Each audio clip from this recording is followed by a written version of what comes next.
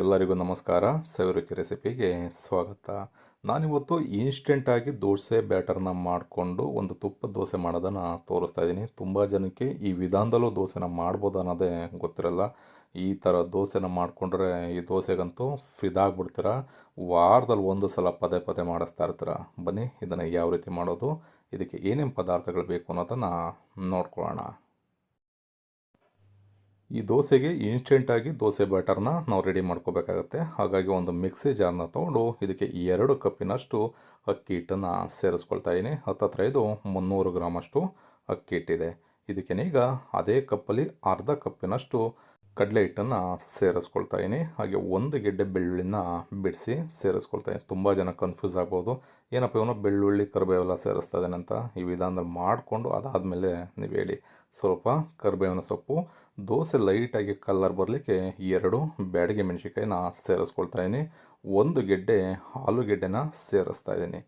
ಅರ್ಧ ಕಪ್ಪಿನಷ್ಟು ಮೊಸರನ್ನ ಸೇರಿಸ್ಕೊಳ್ತಾ ಇದ್ದೀನಿ. ಆಲೂಗೆಡ್ಡೆ ಮೊಸರನ್ನು ಸೇರಿಸೋದ್ರಿಂದ ದೋಸೆ ಬಹಳ ಸಾಫ್ಟಾಗಿ ಬರುತ್ತೆ. ಕೆಳಗಡೆ ಭಾಗ ಏನಿದೆ ತವ ಮೇಲ್ಗಡೆ ಕೂತ್ಕೊಳ್ಳುತ್ತಲ್ಲ, ತುಂಬ ಕ್ರಿಸ್ಪಿಯಾಗಿ ಬರುತ್ತೆ. ಹೀಗೆ ಇದಕ್ಕೇ 1 ಕಪ್ಪಿನಷ್ಟು ನೀರನ್ನು ಸೇರಿಸ್ಕೊಂಡು ನೈಸಾಗಿ ನಾವು ದೋಸೆ ಬ್ಯಾಟರ್ನ ರೆಡಿ ಮಾಡ್ಕೋಬೇಕು. ತುಂಬ ಜಾಸ್ತಿ ತೆಳುವಾಗೂ ಕೂಡ ರುಬ್ಬೋದಕ್ಕೆ ಹೋಗ್ಬೇಡಿ, ತುಂಬ ಜಾಸ್ತಿ ಗಟ್ಟಿಯಾಗೂ ಕೂಡ ರುಬ್ಬೋದಕ್ಕೆ ಹೋಗ್ಬೇಡಿ. ಈಗ ಒಂದು ಬೌಲ್ಗೆ ಇದನ್ನು ಸರ್ವ್ ಮಾಡ್ಕೊಳ್ಳೋಣ. ನೋಡ್ಬೋದು ಎಷ್ಟು ಸಖತ್ತಾಗಿ ದೋಸೆ ಬ್ಯಾಟರ್ ರೆಡಿ ಆಯಿತು ಅಂತ. ತುಂಬ ಸಿಂಪಲ್ಲಾಗಿ 10 ನಿಮಿಷಕ್ಕೇ ಈ ಬ್ಯಾಟರ್ನ ರೆಡಿ ಮಾಡಿಕೊಂಡು ದೋಸೆನ ಮಾಡ್ಕೋಬೋದು. ಈಗ ರುಚಿಗೆ ತಕ್ಕಷ್ಟು ಉಪ್ಪನ್ನ ಹಾಕ್ಕೊಂಡಿದ್ದೀನಿ. ಹಾಗೆ ಸ್ವಲ್ಪ ದೋಸೆ ಕ್ರಿಸ್ಪಿ ಬರಲಿಕ್ಕೆ ಅಡುಗೆ ಸೋಡನ್ನು ಬಳಸ್ತಾ ಇದ್ದೀನಿ. ಬೇಕಿದ್ದವರು ಅಡುಗೆ ಸೋಡನ ಹಾಕ್ಕೊಳ್ಳಿ, ಬೇಡ ಅನ್ನೋರು ಅಡುಗೆ ಸೋಡನ ಬೇಕಿದ್ರೆ ಸ್ಕಿಪ್ ಮಾಡ್ಬೋದು. ಇದನ್ನು ಚೆನ್ನಾಗಿ ಒಂದು ಬಾರಿ ಮಿಕ್ಸ್ ಮಾಡಿಕೊಂಡು ಬರೀ 10 ನಿಮಿಷ ಸಪ್ರೇಟಾಗಿ ತೆಗೆದಿಟ್ಟರೆ ದೋಸೆ ಬ್ಯಾಟರ್ ರೆಡಿ ಆಗುತ್ತೆ.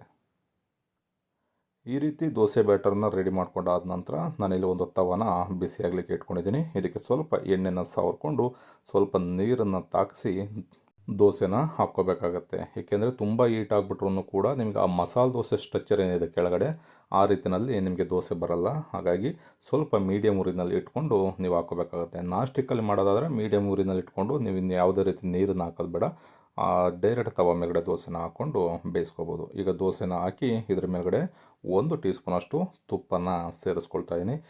ಮನೆಯಲ್ಲಿ ತುಪ್ಪ ಇದ್ದರೆ ತುಪ್ಪ ಬೇಕಿದ್ರೂ ಬಳಸ್ಕೋಬೋದು, ಅಥವಾ ಬೆಣ್ಣೆ ಏನಾರು ಇತ್ತು ಅಂದರೆ ಬೆಣ್ಣೆ ಬೇಕಿದ್ರೂ ಬಳಸ್ಕೋಬೋದು.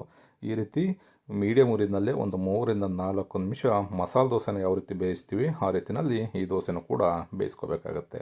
ನಾವು ಮಾಮೂಲಿ ಮಸಾಲೆ ದೋಸೆನ ಮಾಡ್ತೀವಲ್ಲ, ಆ ರೀತಿ ಬೇಕಿದ್ರೆ ಚಟ್ನಿ ಏನಾರು ಇತ್ತು ಅಂದರೆ ಮೇಲ್ಗಡೆ ಚಟ್ನಿನೂ ಹಾಕ್ಕೋಬೋದು, ಆಲೂಗಡ್ಡೆ ಪಲ್ಯ ಬೇಕಿದ್ರೂ ಸೇರಿಸಿ ಮಾಡ್ಕೋಬೋದು. ಎಲ್ಲ ಥರದಲ್ಲೂ ಕೂಡ ಈ ದೋಸೆನ ಮಾಡ್ಕೋಬೋದು. ನೋಡ್ಬೋದು ಎಷ್ಟು ಸಖತ್ತಾಗಿ ಕಲರ್ಫುಲ್ಲಾಗಿರ್ತಕ್ಕಂಥ ದೋಸೆ ರೆಡಿಯಾಗಿದೆ ಅಂತ. ಇದೇ ವಿಧಾನದಲ್ಲಿ ನಾನು ತೋರಿಸಿರ್ತಕ್ಕಂಥ ಮೆಥಡಲ್ಲಿ ನೀವು ಮಾಡಿಕೊಂಡ್ರೆ ನಿಮಗೂ ಕೂಡ ಇದೇ ರೀತಿ ದೋಸೆ ರೆಡಿ ಆಗುತ್ತೆ. ಬೇಕಿದ್ರೆ ಇನ್ನೊಂದು ದೋಸೆನ ಹಾಕಿ ತೋರಿಸ್ತಾ ಇದ್ದೀನಿ, ನೋಡ್ಬೋದು. ನೀವು ಎಷ್ಟು ದೋಸೆ ಬೇಕಿದ್ರೂ ಇದೇ ರೀತಿ ಹಾಕ್ಕೊಂಡ್ರೂ ಸೇಮ್ ಕಲರ್ ಸೇಮ್ ಸ್ಟ್ರಕ್ಚರ್ನಲ್ಲೇ ದೋಸೆ ರೆಡಿಯಾಗುತ್ತೆ. ತಿನ್ನೋದಕ್ಕಂತೂ ಅದ್ಭುತ ಅಂತ ಹೇಳ್ಬೋದು. ಯಾವ ಮಸಾಲೆ ದೋಸೆಗೂ ನಾವು ಅಕ್ಕಿನ ಹಿಂದಿನ ದಿನವೇ ನೆನೆಸಿ ನೈಟೆಲ್ಲ ರುಬ್ಬಿ ಮಾಡೋದಕ್ಕಿಂತ ಇನ್ಸ್ಟೆಂಟಾಗಿ ಮಾಡ್ಕೊಂಡು ನೋಡಿ, ಮಸಾಲೆ ದೋಸೆನೂ ಕೂಡ ರುಚಿ ಇದ್ರ ಮುಂದೆ ಕಡಿಮೆ ಅಂತ ಹೇಳ್ತೀರಾ, ಅಷ್ಟು ಸಖತ್ತಾಗಿರುತ್ತೆ. ಈ ರೆಸಿಪಿ ನಿಮಗೆ ಇಷ್ಟ ಆಯಿತು ಅಂತ ಅಂದ್ಕೊಳ್ತೀನಿ. ಇಷ್ಟ ಆಗಿದರೆ ಆದಷ್ಟು ಜನಕ್ಕೆ ಶೇರ್ ಮಾಡಿ. ಫೇಸ್ಬುಕ್ಕಲ್ಲಿ ನೋಡ್ತಾ ಇರ್ತಕ್ಕಂಥವ್ರು ಫಾಲೋ ಮಾಡ್ಕೊಳ್ಳಿ. ನೀವು ಕೂಡ ಮನೆಯಲ್ಲಿ ಒಂದು ಸಲ ಟ್ರೈ ಮಾಡಿ ಹೇಗಿತ್ತು ಅನ್ನೋದನ್ನು ಕಮೆಂಟ್ ಮಾಡಿ ತಿಳಿಸಿ. Thank you.